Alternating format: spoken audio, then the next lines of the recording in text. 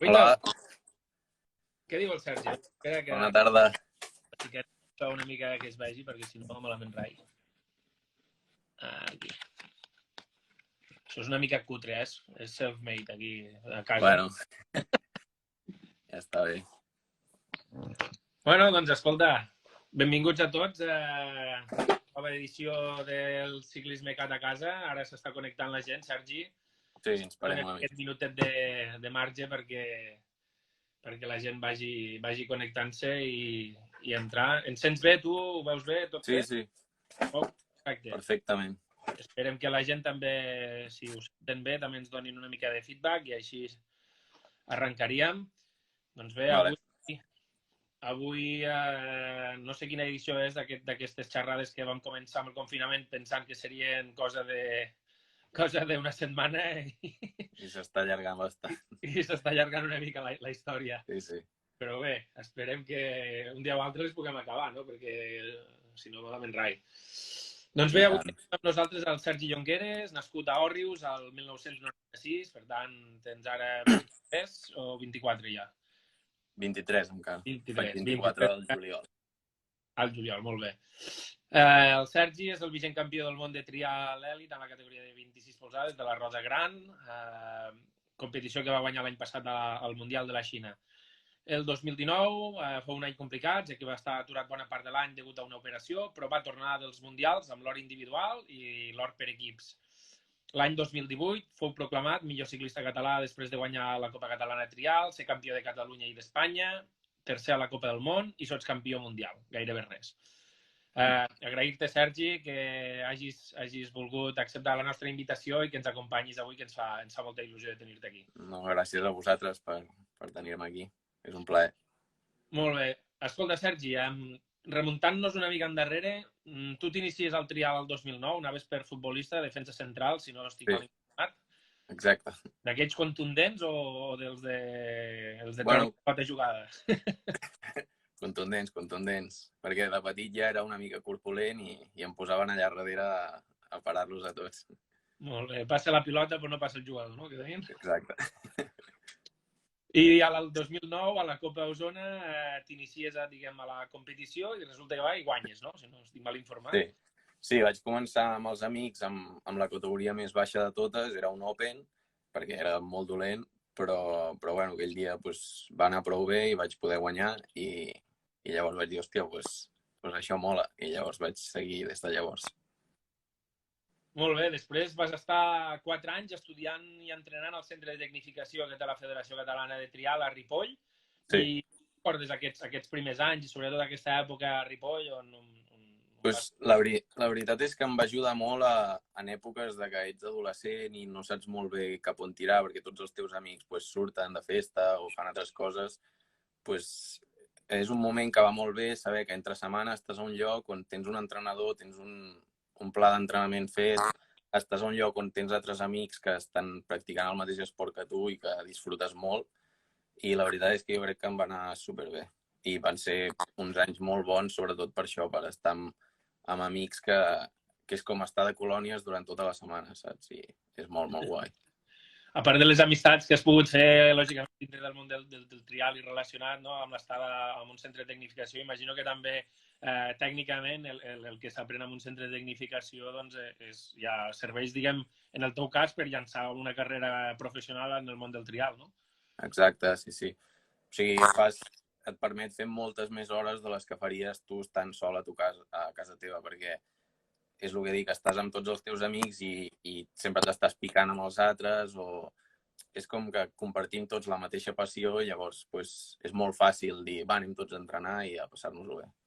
Que jo crec que en edats joves com aquestes és el que importa, perquè jo crec que si de tan jove ja comences a ser molt estricte, potser t'acabes cansant i d'aquesta manera, almenys a mi em va anar molt bé. Molt bé.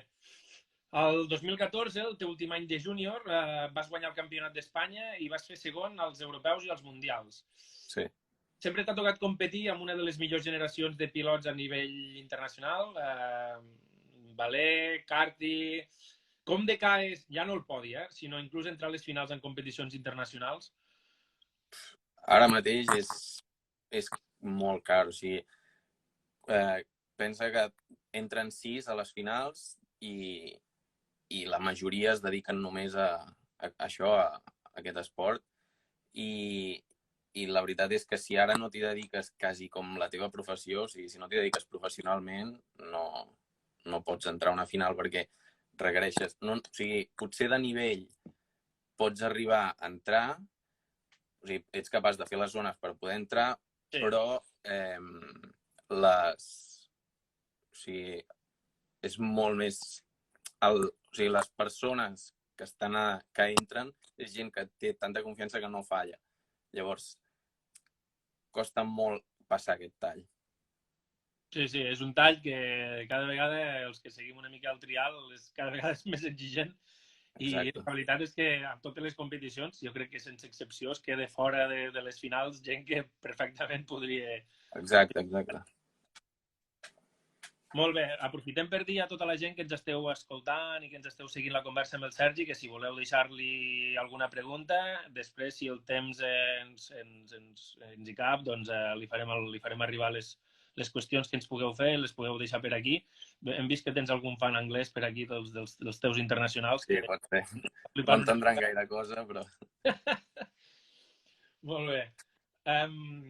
El 2016 probablement ha estat un dels anys complicats perquè et vas lesionar i vas passar gairebé tot del 2017 en blanc i després va arribar un 2018 on vas guanyar pràcticament tot. En aquest any complicat de la lesió, sense entrar en els detalls de què és la lesió i què va deixar de ser, vas pensar en deixar-ho estar, de dir, escolta, passem de tot plegat i ens dediquem a una altra cosa o... La del 2017, dius? Sí, bueno, la primera, o sigui, l'original, diguem. Sí. No, o sigui, realment no em va passar pel cap perquè, o sigui, de totes les lesions que he tingut, que he tingut bastantes, mai he tingut el sentiment de, hòstia, ja n'hi ha prou perquè sempre estic així o que m'enfonsés, sinó que sempre ha sigut com una motivació més gran per seguir endavant i tornar més fort que abans i la veritat és que jo crec que si he arribat on estic ara, en gran part és per les lesions que he tingut i el que he après d'elles. No? I la fortalesa mental, no? També, per poder-les superar, no? I ser més fort que l'obstacle que se't presenta al final, no? Sí, sí. Molt bé, llavors vas signar un 2018 estratosfèric i signar aquest 2018 gairebé perfecte va portar el reconeixement que et va fer la Federació Catalana com a millor ciclista català del 2018. Sí. Què va significar per tu aquest premi? Bueno, va ser una gran satisfacció perquè el 2018 va ser el primer any que vaig poder fer tot sencer, sense cap lesió i sense haver de parar per res. I va ser l'any on vaig poder realment demostrar que podia estar a dalt i que podia ser dels millors pilots del món i que la Federació Catalana ho veiés i ho tingués en compte i realment em donés el premi a millor ciclista entre totes les disciplines, doncs per mi va ser tot un honor perquè no sé si s'havia donat abans algú del trial, però és una... O sigui, que el que jo aconsegueixo serveixi per donar visibilitat al trial dins de les federacions i dins dels mitjans, doncs és un honor. Molt bé, al final d'aquell any vas decidir tornar a passar pel quiròfan per eliminar les molèsties derivades de la lesió que t'havies fet inicialment el 2016 i quan semblava que seria un any nou de transició, pam! Fas un europeu, puges al pòdium i després campió mundial. Sí. Quines van ser les claus? Pues la clau principal va ser ho he dit molts cops a les xarxes, però és el confiar en el procés. O sigui, sí que vaig tenir molts dies de dubtes, dies de, hòstia, no sé si estic fent el correcte, però el que va ser més important en aquell moment va ser saber passar dels pensaments de dubte o de que et penses que no ho aconseguiràs i seguir endavant, seguir entrenant, confiant en el que et diu el teu entrenador, confiant en la feina que estàs fent i sobretot confiant en tu. I semblava que no arribarien els resultats ni el nivell, però a l'haver sigut tan constant, doncs al final va arribar just en el moment que havia d'arribar i vaig poder aconseguir el Mundial. L'europeu va ser un mes abans i va ser just quan em vaig començar a notar bé i després de l'europeu vaig poder acabar de fer aquest pic de forma per arribar al Mundial, que no arribava al 100%, però sí que a un 80-85% jo crec que vaig arribar. Un Mundial on els que vam tenir la sort de seguir-lo, super emocionant, amb una última zona amb un munt de pressió que pràcticament des de casa es tallava la tensió un ganivet. Sí, sí. Ostres, uns moments molt emocionants. Imagino que un dels moments culminants de la carrera d'un esportista és guanyar el Mundial de la seva especialitat. Totalment.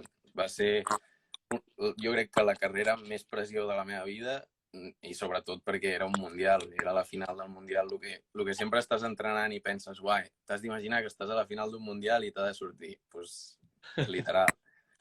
I va ser perquè vaig estar liderant tota la carrera i vaig tenir un moment de bloqueig mental a la penúltima zona que va ser com, hòstia, que estic a punt de guanyar. I llavors vaig fallar i vaig perdre-ho quasi tot.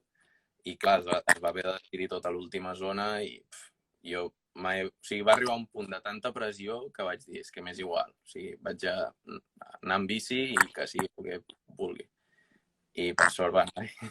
I per sort va sortir bé i per l'alegria de molts que t'estàvem... Exacte.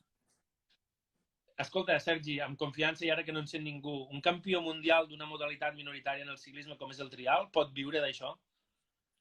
Ara estem en un moment que aquest esport s'està professionalitzant bastant, sobretot tant pilots com marques, i potser no pots viure al 100% tenint la teva casa, o sigui, com una professió de veritat, però sí, ara mateix com a persona jove que viu a casa dels pares i que es dedica a això i que està estudiant també, doncs, la veritat és que puc viure bé i tenir els meus propis diners i bé. O sigui, que et pots guanyar mínimament la vida, sí. Aquí, si entréssim ja dintre de l'equació variables com hipoteques, fills i aquestes històries, probablement... Exacte, això ja és més difícil. Molt bé. Escolta'm, diuen... Aquí hi ha una mica de controvèrsia, perquè hi ha gent que diuen que la modalitat, lògicament, va a l'alça, però a nivell català, i ara si baixem una mica de nivell mundial a nivell català, diem que hi ha un bon nombre de practicants, hi ha bastanta afluència a les competicions que fem aquí a Catalunya, però també hi ha la sensació com que hi ha un buit, no? Darrere dels pilots que esteu ara a l'elit o en categoria júnior, hi ha com una espècie de buit i sobretot si ens comparem, no sé si comparar és una bona praxis en aquest cas, però si ens comparem una mica amb la Federació Espanyola, que sembla que està traient més pilots joves, no? amb possibilitats, sobretot internacionalment. Tu com veus l'estat del trial català? Ets optimista? Creus que ha de fer passos endavant?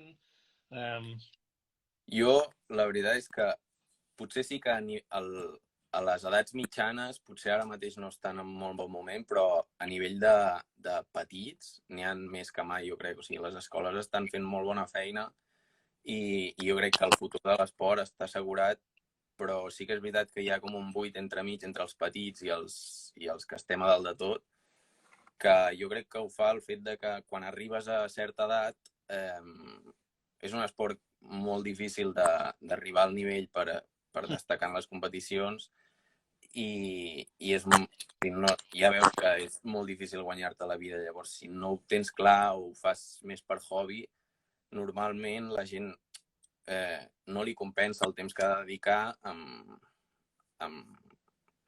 el que li retorna l'esport.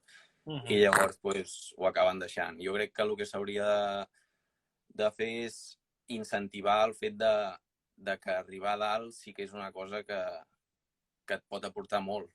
I jo crec que és una de les feines que estic fent com a pilot que està a dalt.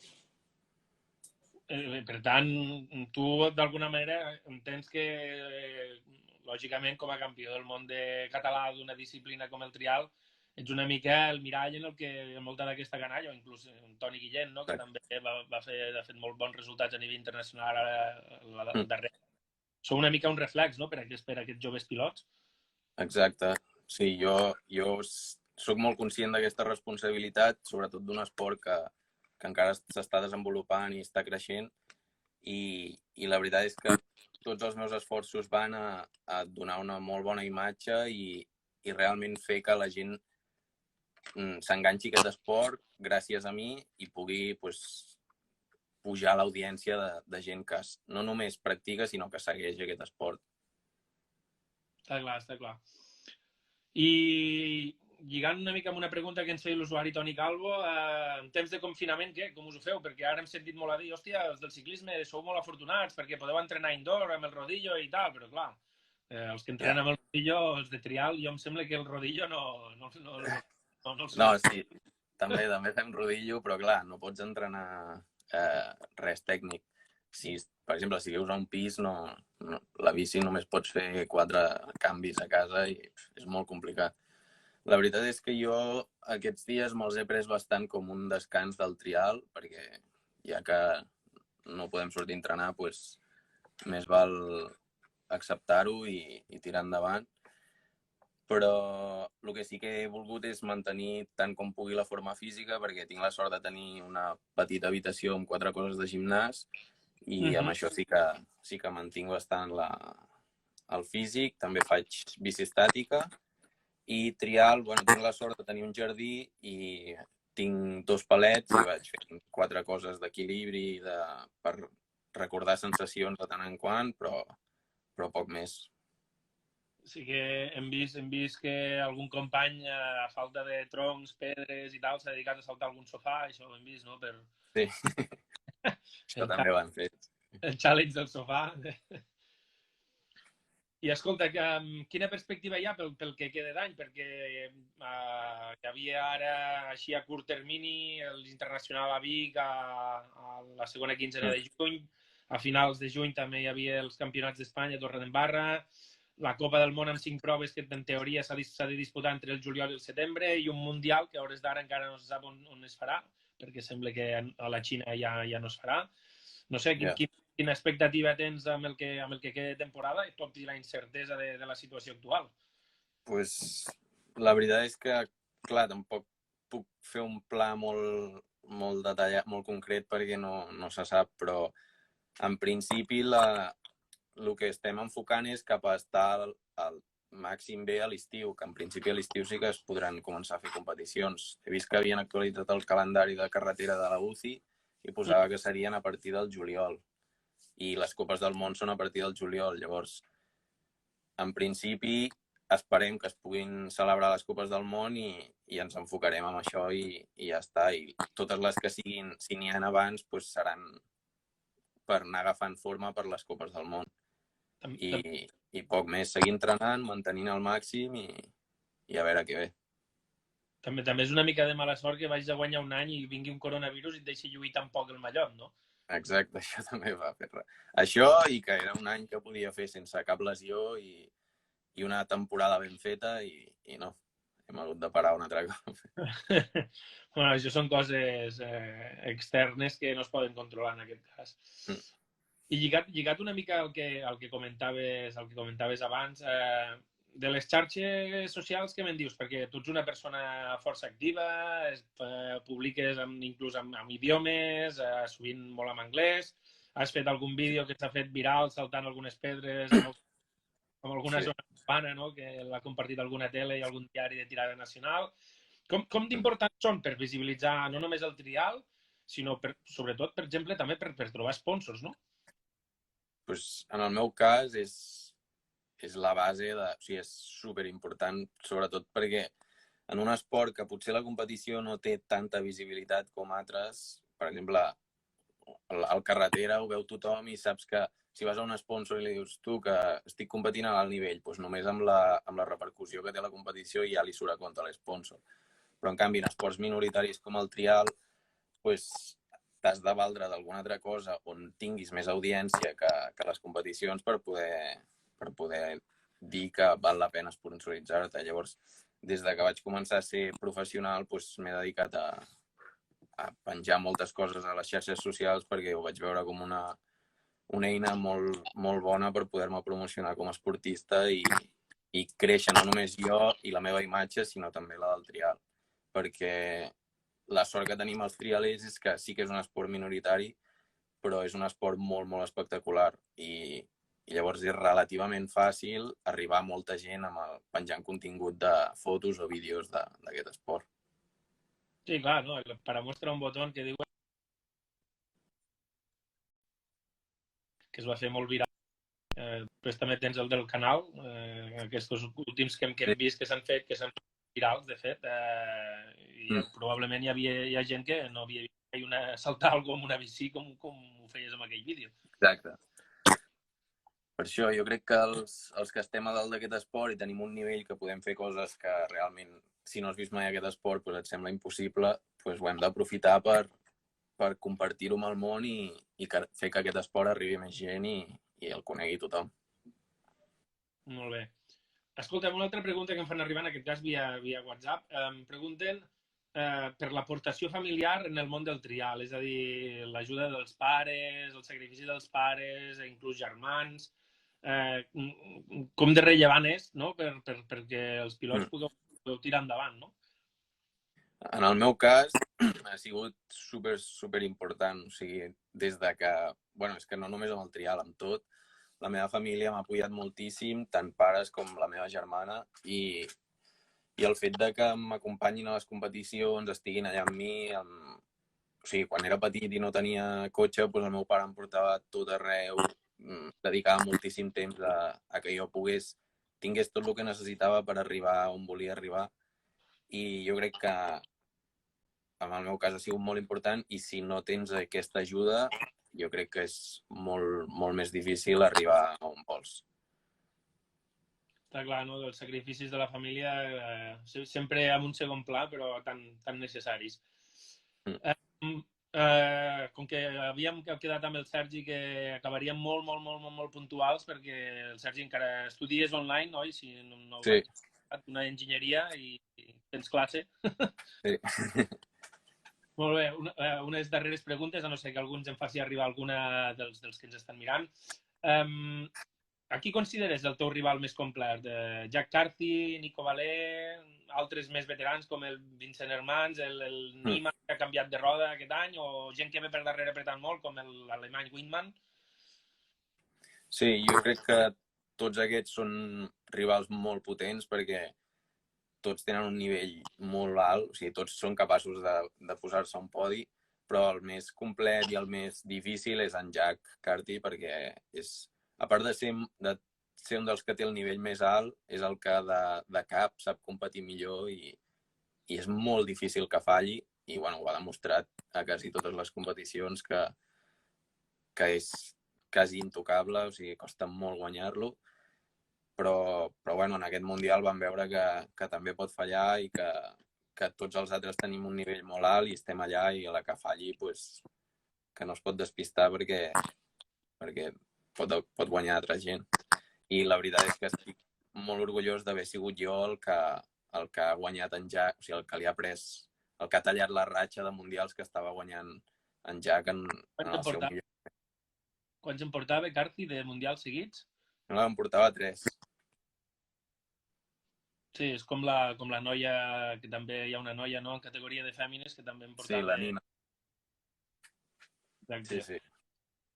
Bueno, això està bé, no? Ningú és invencible. Exacte. I d'això jo crec que és molt bo per l'esport que hi hagi això, aquesta rivalitat, i que canvi el campió del món, perquè si sempre és el mateix, doncs... És una mica avorrit, no, llavors? Sí. Doncs molt bé, si no hi ha més preguntes i complint amb el que havíem pactat amb el Sergi d'acabar 5 minutets abans de les 7 perquè es pogués preparar la classe, connectar-se i tota la pesca, doncs ho deixaríem aquí, agraint-te una vegada més que ens hagis dedicat aquesta bona estona sobre el trial, i bé, agraïts de poder compartir la xerrada tan distreta que hem tingut avui.